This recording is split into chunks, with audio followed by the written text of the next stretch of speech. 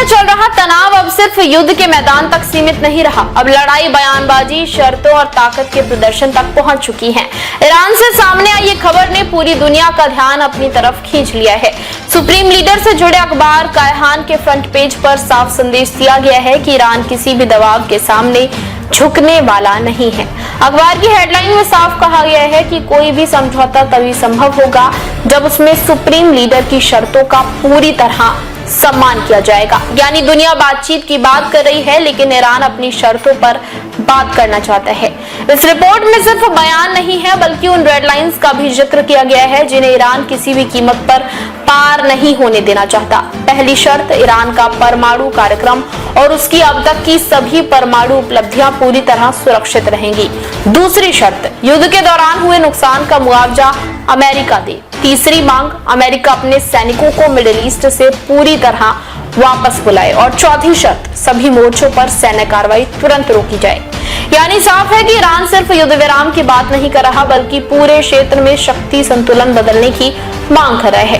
अखबार में एक और बड़ा दावा किया गया है, उसमें ईरानी सेना के प्रदर्शन की जमकर तारीफ की गई है। यहां तक कहा गया है कि ईरान की युद्ध रणनीति इतनी प्रभावशाली है कि इसे दुनिया के विश्वविद्यालय में पढ़ाया जाना चाहिए। ये बयान सिर्फ आत्मविश्वास नहीं दिखाता, बल्कि दुनिया को शक्ति प्रदर्शन का संदेश भी देता है। ऐसे समय में जब अंतर्राष्ट्रीय मंच तनाव कम करने की कोशिश कर रहे हैं, ईरान के भीतर से आ रही ये भाषा अलग तस्वीर पेश कर रही है।